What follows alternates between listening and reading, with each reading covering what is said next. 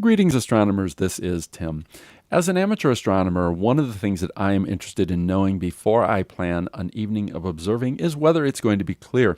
And the text-based version of the forecast is often using terminology which is a little bit ambiguous. If it's partly cloudy, does that mean that there's a system a little bit to the north? And if it passes farther north than expected, it could be completely clear, or perhaps if it arrives sooner, or maybe the system is leaving the area.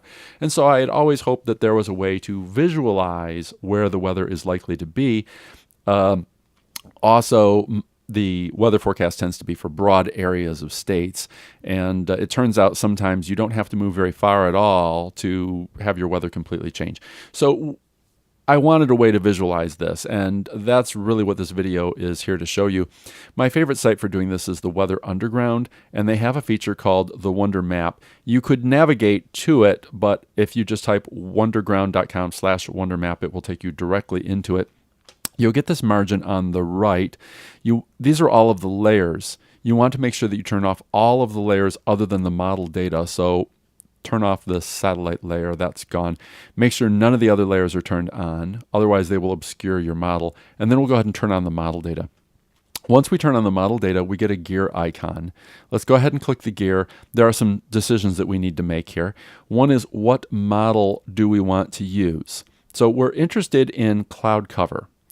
And it turns out the GFS model does offer cloud cover, as does the ECMWF and the NAM model, but the RUC model does not include cloud cover as one of its options. So let's just go ahead and pick one of the ones that does include cloud cover, and then the map type, again, is we want the cloud cover. So we'll take total cloud cover %.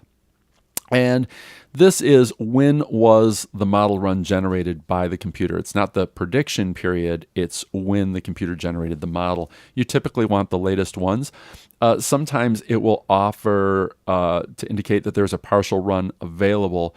It does the runs predicting about a week into the future, and sometimes it will have completed the next several days, but not the entire week. And so it'll indicate with a message in this white space area, partial run or partial data is available. It's not being displayed right now, but just generally go ahead and take the latest option. With that, we can clear this panel. And now we need to start cycling through time periods. And to know how to do that, go ahead and click this Legends tab here. And you'll see an icon of the keyboard shows up. The keys we really care about are the letter L, which cycles us to the next period into the future. So each time we hit L, the time advances farther and farther and farther into the future. If we go too far, we can hit the letter J, and that backs up in case we go too far. And the way we know which period we're looking at right now is in the upper left-hand corner of the map. It displays the date and time of the prediction period.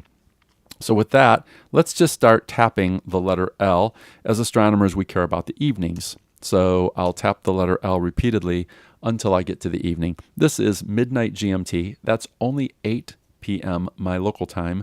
That's not late enough. The sun will not have set yet.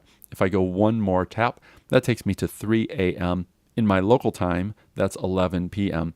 And it indicates that in this area where I normally would do my observing, it's likely to be partly cloudy, possibly a little bit on the more dense side.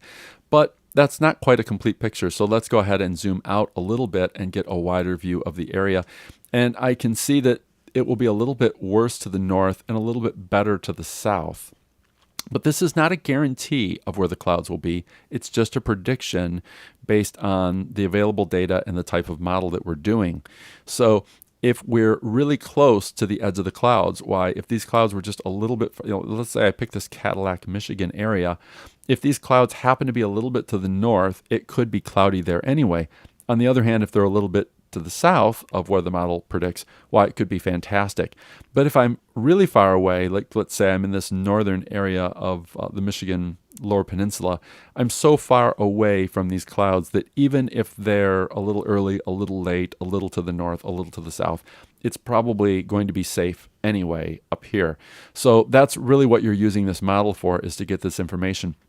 And this is still just one of the models. So we can go back to the Layers tab and go into our gear again. And we can change models without changing anything else. So I can ask it what the GFS model predicts. I don't have to change the map type, the run, or even the forecast period. All of that stays the same. And I can see that the GFS model is a little more optimistic for me. It thinks that it is likely to be clear for me. But that's one model that thinks it's likely to be cloudy, one model that thinks it's likely to be clear. Let's see what the third model says, the NAM model.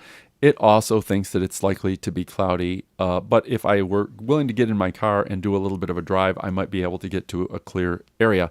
So this gives us a way to visualize the possible cloud cover scenarios. And that's really what's useful to us when we're planning our evenings of observing, at least from a cloud cover perspective. I hope this was useful to you, and I hope that you have clear skies. Thank you.